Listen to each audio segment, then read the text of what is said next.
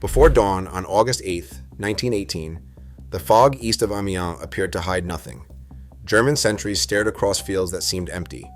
There had been no long preliminary bombardment, no obvious massing of infantry, and no unmistakable warning that a major offensive was about to begin.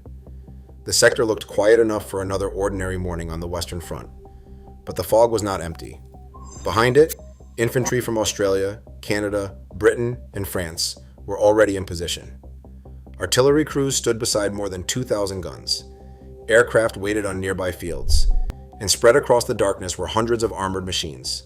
Mark V tanks, lengthened Mark V stars, faster whippets, supply tanks, gun carriers, and armored cars. To the German soldiers facing them, almost all of it remained invisible. At exactly 4:20 in the morning, the silence ended. The horizon flashed. Allied artillery struck German batteries, command posts, telephone lines, crossroads, and trenches almost simultaneously. A creeping wall of shells began moving east.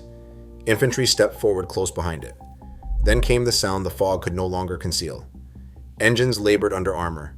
Tracks hammered the earth. Wires snapped beneath steel. Trenches shook as machines weighing many tons crawled toward them. For some German defenders, the first clear warning was not a distant bombardment or an officer shouting an alarm. It was the shape of a British tank emerging from the mist only a few hundred yards away, with infantry moving behind it. Machine guns opened fire. Bullets struck armor and scattered away. Field guns tried to turn toward targets that had appeared far too close. Telephone lines were already cut. Batteries were already under attack. Orders arrived late or did not arrive at all. Across the Central Front, positions that had survived years of war began collapsing in minutes. Gun crews were overrun. Headquarters lost contact with entire formations. German soldiers who believed the mist concealed empty fields suddenly saw tanks, infantry, cavalry, and armored cars moving through it. By the end of the day, the Allies had advanced farther in some sectors than armies had moved in months of earlier fighting. Thousands of German soldiers were prisoners. Hundreds of guns had been lost. And the German High Command was confronting something more dangerous than a broken line. It was confronting a broken belief. General Erich Ludendorff would call August 8th the Black Day of the German Army. Not because the fog had hidden a few tanks, but because it had hidden an entirely new way of fighting, and when that system appeared, Germany discovered that it no longer had an answer. The fields east of Amiens did not look like the place where the German army was about to suffer its greatest moral shock of the war. Much of the ground south of the River Somme was open, rolling farmland. It had not been destroyed by years of continuous shelling. Roads still existed. Fields could support tanks. Artillery could be moved forward. The ground offered space for an attack built around speed rather than slow destruction. From the German side, this mattered. Open ground made movement easier to observe in daylight, but darkness and mist could turn the same fields into a screen. If the Allies concealed their preparations, the defenders would have very little time between seeing the danger and facing it. The British Fourth Army held the area under General Sir Henry Rawlinson. Its strongest formation was the Australian Corps, commanded by Lieutenant General John Monash.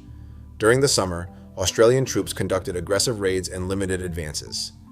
They called the method peaceful penetration, a misleading name for carefully planned local attacks that captured posts, prisoners, and small pieces of ground. These actions revealed something important. The German line in front of Amiens was not as strong as it appeared. Some defenses were incomplete. Morale was uneven. German soldiers were surrendering in numbers that would have been unusual earlier in the war. On July 4th, the Allies attacked at Hamel. It was a smaller operation, but it became a model for what would follow. Infantry, tanks, artillery, and aircraft worked according to a detailed timetable. The objective was not to rely on one wonder weapon. The objective was to make every arm support the others. Tanks would crush wire and silence machine gun positions. Artillery would suppress German batteries and protect the infantry with a moving barrage. Aircraft would attack targets, observe the battlefield, and hide the noise of movement. Infantry would follow close behind the barrage, capture ground, and deal with defenders who survived. Hamel succeeded quickly. Rawlinson began planning the same idea on a much larger scale. The target was not a dramatic fortress or a famous ridge. The goal was practical: drive the Germans far enough east that they could no longer bombard Amiens, improve the Allied front, destroy German divisions, and damage their morale. Fresh formations would pass through the first wave instead of forcing exhausted troops to continue alone. The attack was designed to keep moving before German reserves could rebuild the line. The main blow would be delivered south of the Somme by the Australian and Canadian Corps. British III Corps would attack north of the river and protect the flank, although the terrain there was far more difficult. French forces would attack south of the Canadians. The Canadian Corps was essential. Under Lieutenant General Arthur Currie, it had become one of the strongest formations in the British Expeditionary Force. But the Canadians were more than 30 miles away near Arras. The Germans could watch the open fields in front of them. What they could not see was an entire attacking army moving into place behind the darkness. The quiet appearance of the Amiens sector was deceptive for another reason. The German army holding it had already spent much of its strength trying to win the war. Only months earlier, the men in these positions had belonged to an army that seemed close to victory. That memory made the coming reversal even more violent. Russia had left the war after revolution and civil collapse. German divisions that had been tied down in the east could now be transferred to France. For the first time in years, the German High Command possessed a temporary numerical advantage on the Western Front. But that advantage would not last. American troops were arriving in Europe in growing numbers. German leaders understood that if they waited, the balance would turn permanently against them. Their solution was a series of enormous offensives designed to break the Allied armies before American strength could be fully deployed. On March 21st, 1918, Germany launched Operation Michael. Storm troops penetrated British positions using infiltration tactics, bypassing strong points and attacking command centers, artillery batteries, and communications. The front moved faster than it had since 1914. British units fell back across the old Somme battlefield. The Germans captured territory, prisoners, guns, and supplies on a scale that shocked the Allies. Their strategic objective was ambitious. A breakthrough toward Amiens could separate the British and French armies. If the British were pushed northwest toward the Channel while the French were forced south toward Paris, the Allied front might split apart. For several days, that danger seemed real. Amiens was not simply another French city. It was a vital road and railway center connecting the British Expeditionary Force. If it fell, Allied movement and supply in northern France would become far more difficult. German guns eventually came close enough to bombard the city, while long-range weapons threatened its railway connections. Yet the German advance began to exhaust itself. The attacking troops had moved beyond their supply system. Horses, guns, ammunition, and food struggled across ruined roads and the devastated Somme countryside. German units suffered heavy casualties among their best assault troops. Some soldiers stopped to search captured Allied stores, where they discovered quantities of food and equipment that contrasted painfully with shortages at home and in their own army. The Germans had gained ground, but they had not destroyed the Allied armies. They had not taken Amiens. They had not split the British from the French. Every offensive that followed consumed more men, more ammunition, and more confidence. In July, the final German attack on the Marne was stopped. French and American forces counterattacked. The strategic initiative began to pass back to the Allies. Germany still held a deep salient east of Amiens, but many of the troops defending it were tired, under strength, and occupying positions that had not been prepared like the great trench systems of earlier years. The German army had spent its last reserves trying to win the war. The line looked calm in the fog. Beneath that calm stood exhausted formations, incomplete defenses, and a command system that still believed it would receive warning before the next great attack. For the title promised to become real, the Allies had to make hundreds of tanks, thousands of guns, and entire corps disappear until the last possible moment. In earlier offensives, the warning signs had been impossible to hide. Railways delivered divisions and mountains of shells. New gun positions appeared. Aircraft activity increased. Days of bombardment announced the point of attack. German soldiers might not know the exact hour, but they knew the storm was coming. Rawlinson intended to remove those warnings. There would be no preliminary bombardment. Allied artillery would not fire registration rounds to adjust its aim. Instead, surveyors, sound-ranging teams, and flash-spotting units located German batteries in advance. By the time of the attack, Allied planners had identified more than 500 German gun positions. The guns could be aimed from maps and calculations, allowing them to open fire accurately at 0 hour without revealing the plan beforehand. Troop and supply movements were restricted to darkness. Guns, ammunition dumps, and tanks were camouflaged. Aircraft flew above the roads to mask the noise of engines and tracks. Soldiers who knew about the offensive were ordered to remain silent. The Fourth Army even distributed a blunt notice carrying 4 words: "Keep your mouth shut." The Canadians presented the greatest danger to secrecy. German intelligence knew their reputation. If the Canadian Corps appeared in a new sector, a major attack was likely to follow. So the Allies tried to create the impression that the Canadians remained in the north. 2 Canadian battalions were sent toward Kemmel in order to imitate the radio traffic of a much larger force. Conflicting orders and rumors suggested possible Canadian operations near Arras or in Flanders. Meanwhile, the real Corps moved south by rail and road, mostly at night. Men arrived without knowing exactly where they were. Unit markings were concealed. Camps and roads were controlled. The movement involved infantry, artillery, engineers, medical units, horses, vehicles, ammunition, food, and communications equipment. It was not enough to hide soldiers. An entire army system had to disappear from one part of the front and reappear in another. At the same time, the British concentrated one of the greatest armored forces yet assembled. The Mark V was more reliable and easier to steer than earlier British tanks. It was still slow, hot, deafening, and dangerous for its crew, but it could cross trenches and crush wire. Mark V Star tanks had lengthened bodies designed to cross wider obstacles. Whippet tanks were lighter and faster, intended to exploit a breakthrough. Specialized tanks carried supplies, guns, or bridging equipment. Austin armored cars waited to race along roads once the front had been opened. Cavalry and armored cars waited behind the tanks, ready to exploit any gap and carry the confusion into the German rear. The scale was extraordinary. More than 2,000 artillery pieces supported the offensive. Hundreds of tanks were available. Aircraft were assigned to attack German batteries, roads, railways, command posts, and reinforcements. Yet the entire concentration had to remain invisible until the final moment. On the night of August 7th, the attacking troops moved into place. The weather gave them one final advantage.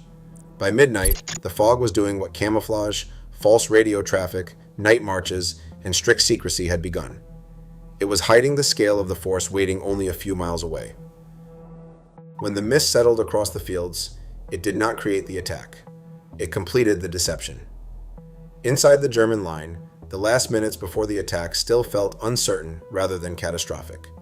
Australian, Canadian, British, and French infantry waited in assembly positions. Tank crews sat inside steel machines filled with the smell of fuel, oil, sweat, and hot metal.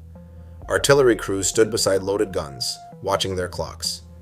The German defenders heard movement in places, but the sound was difficult to interpret. Aircraft had masked traffic during the buildup. Mist limited visibility. No preliminary bombardment had warned them that the attack was seconds away. At 4:20 a.m., the guns fired. The opening was not a slow increase in violence. It was immediate and organized. Heavy artillery struck known German batteries. Other guns attacked command posts, crossroads, and communications. Field artillery created a creeping barrage that began in front of the Allied infantry and moved forward according to a precise timetable. For Australian units, the barrage could begin only 200 yards ahead and then lift forward in 100 yards in stages every few minutes. The men had been trained to stay dangerously close to it. If they fell too far behind, German machine gunners would have time to climb from shelters, set up their weapons, and fire across open ground. The safest place was close to the explosions.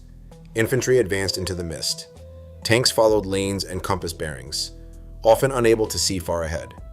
The noise inside a tank was so intense that coordination could become almost primitive. Liaison officers sometimes walked beside the machines, risking sniper and machine gun fire simply to guide them toward their targets. The mist and smoke confused both sides, but surprise favored the attackers. German forward positions were isolated. Telephone lines were cut. Batteries came under counterfire before they could support the infantry. Some defenders fired blindly. Others heard tanks before they saw them. Engines grinding, tracks striking the earth, metal scraping over wire and trench walls. Then the fog produced the thing the defenders had not been given time to prepare for. The machines appeared. A German machine gun crew could suddenly see a Mark V forming out of the gray mist with infantry close behind it. Rifle and machine gun bullets struck armor without stopping it. The tank could fire into the position, cross the trench, or keep the crew pinned until Allied infantry reached them. This did not make the tanks invulnerable. German field guns could destroy them with direct fire. Mechanical failure remained common. Crews faced heat, fumes, noise, and the risk of burning alive. But at the beginning of the attack, the German artillery system had been blinded and suppressed. Many anti-tank weapons did not receive enough warning. In the center, the Australian advance moved with astonishing speed. The first objective, the Green Line, was reached during the early morning. Fresh troops passed through and continued toward the Red Line. South of them, the Canadians faced marshland near the River Luce, defended villages, and stronger resistance. Yet close cooperation between infantry, tanks, and artillery broke through position after position. Marcel Cave, one of the key villages in the Canadian sector, was taken after hard fighting. North of the Somme, the story was different. British Third Corps attacked difficult ground toward Millard Wood and the Chipilly Spur. German defenses there were stronger, the terrain favored the defender, and the British had fewer tanks. The advance slowed, leaving German guns on the high ground able to fire into the Australian flank. Amiens was not a perfect attack. No battle ever is. The German front was not merely being attacked, it was being revealed, position by position, to an enemy that had approached almost unseen. Once the tanks and infantry emerged from the fog, the German problem changed from uncertainty to disorientation. At Amiens, the speed of the Allied advance disrupted that process. The emotional shock in the title was not created by the existence of tanks alone. German soldiers had encountered tanks before. It came from the timing, the numbers, and the closeness. Machines appearing after almost no warning, while artillery, infantry, aircraft, cavalry, and armored cars were already working around them. German soldiers emerged from shelters to find enemy infantry already behind their positions. Batteries that expected to fire at distant targets saw tanks and cavalry approaching through the mist. Headquarters received incomplete reports from units that no longer existed as organized formations. The Australians advanced across ground that allowed tanks, infantry, and artillery to maintain contact. By mid-morning, formations were already reaching objectives several miles from their starting point. The Canadians advanced as much as 12 kilometers on the first day in parts of their sector. The attack did not stop at the original German front line. Fast tanks, cavalry, and armored cars pushed toward the rear. Cavalry units charged or dismounted to seize positions, then held them until infantry arrived. Their appearance created the impression that the Allies were everywhere. Roads that had seemed safe became dangerous. Artillery teams tried to move their guns. Supply columns turned around. German soldiers searching for new defensive positions found enemy-mounted troops ahead of them. Thousands surrendered, many after discovering that the battle had moved past them before they understood where the new front was. Some had fought until they were surrounded. Others had been cut off before they understood the scale of the attack. Many were exhausted veterans who had survived the great German offensives of the spring, only to discover that the Allies now possessed greater firepower, better supply, and fresh attacking formations. The sight of large groups of prisoners walking west had a psychological effect far beyond the men captured. German troops moving toward the front, past columns moving in the opposite direction.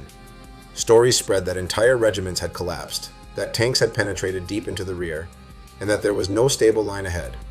For German officers, one detail was especially alarming. Some soldiers were surrendering even when they might have continued resisting.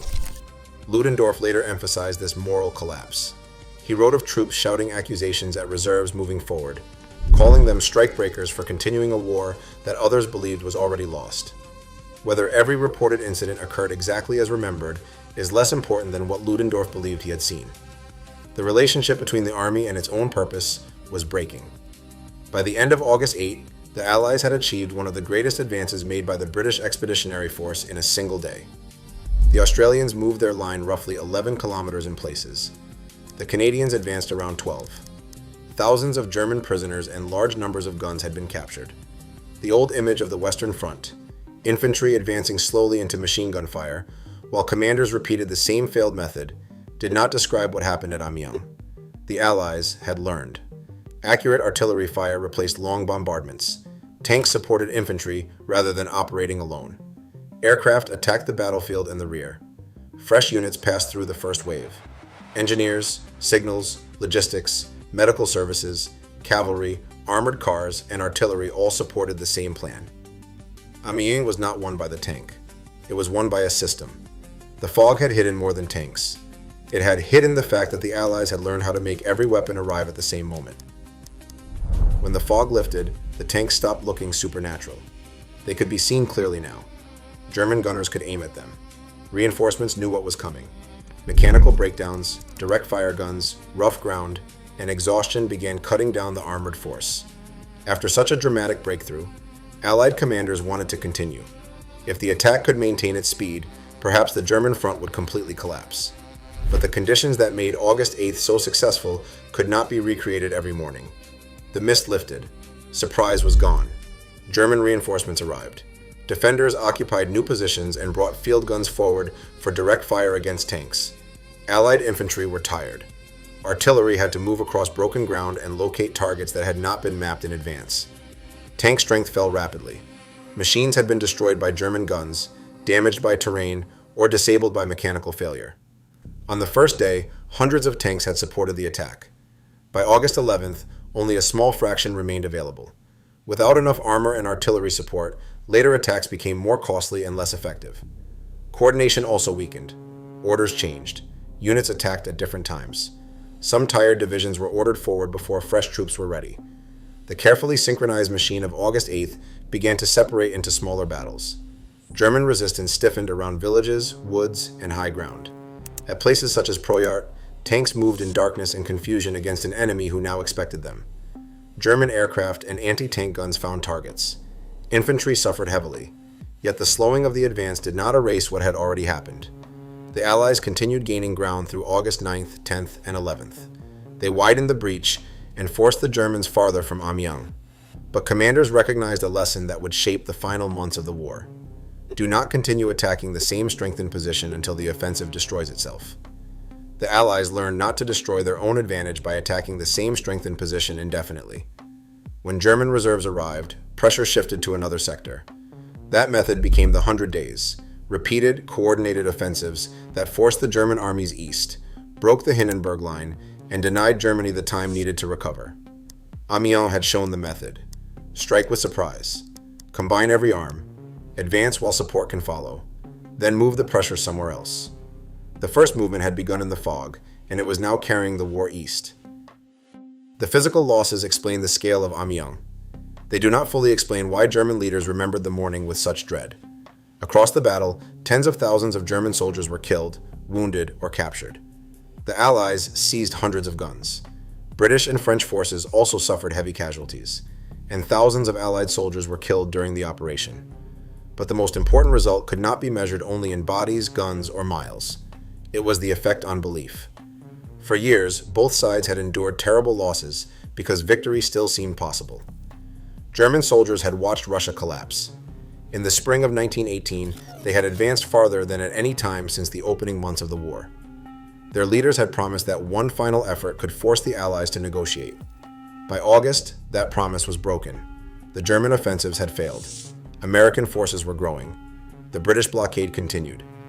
Food shortages affected civilians and soldiers. Austria-Hungary was weakening. The army needed rest and replacements, but instead it faced an enemy that seemed stronger every week. Then came the morning when a quiet fog produced hundreds of tanks, fresh infantry, precise artillery fire, aircraft, cavalry, and armored cars almost at once. The defeat revealed that the German front could be surprised, penetrated, and driven back. It revealed that Allied forces had solved many of the problems that had made earlier offensives so costly. It revealed that Germany no longer possessed the reserves to answer every crisis. Ludendorff called August 8th the Black Day of the German army in the history of the war. He was not saying that it was the bloodiest day Germany had suffered. It was not. He meant that the army's moral condition had changed. After Amiens, Ludendorff concluded that Germany could no longer win through military victory. The question was no longer how to defeat the Allies. It was how to avoid complete disaster before Germany's army, government, and society broke apart. The Allied commanders did not yet know exactly how close the end was. German units continued to fight hard. The next 3 months would cost enormous numbers of lives. Canadian forces alone suffered tens of thousands of casualties during their 100 days. Australians, British, French, Americans, and others paid heavily for every further advance. There was no simple collapse after Amiens, but there was a direction that could not be reversed. German armies retreated from the Somme. The Allies advanced through old battlefields, across trenches that had once seemed permanent. By September, the Hindenburg Line was under attack. By October, Germany was seeking an armistice. On November 11, 1918, the guns finally stopped. 100 days separated the fog at Amiens from the silence of the armistice. The war did not end because of one tank, one general, or one nation. It ended because the balance of men, machines, food, industry, transport, and morale had turned decisively against Germany. Amiens was the moment that change emerged from the fog and became impossible to deny. The title of this story begins with an empty fog. That emptiness was an illusion. The German soldiers east of Amiens were not facing one secret weapon. They were facing months of planning concealed behind silence. Accurate artillery that did not need to announce itself. Infantry trained to stay close to the barrage. Tanks assigned to crush strongpoints. Aircraft attacking communications and reinforcements. Engineers opening routes, and fresh formations ready to pass through the first wave. The tanks became the image of the battle because they were the first part of that hidden system many defenders could actually see. They emerged as dark shapes from the mist. They crossed wire. They climbed trenches. They drew machine gun fire that could not stop them. And behind them came the proof that this was not another isolated tank attack, but a coordinated offensive moving faster than German headquarters could understand. The tanks were not invincible. Many broke down. Others were destroyed. Once the fog lifted and surprise disappeared, German resistance became stronger and the Allied advance slowed. But that does not weaken the emotion of the title. It explains it. The shock came from the few minutes in which the battlefield changed before the defenders could change with it. For 4 years, soldiers on the Western Front had learned to expect warning. New guns, crowded roads, registration fire, days of bombardment, and then infantry crossing devastated ground. At Amiens, the warning and the attack arrived together. The fog seemed empty. Then it filled with engines, tracks, shells, and advancing men. The German soldiers who watched those shapes appear could not know that the war would end 95 days later. They only knew that the line in front of them had vanished. The roads behind them were no longer safe, and an enemy they believed exhausted had returned with greater strength and a better method. That was why August 8th became the Black Day of the German army.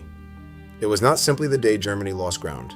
It was the morning Germany looked into an empty fog and discovered the war had already changed inside it.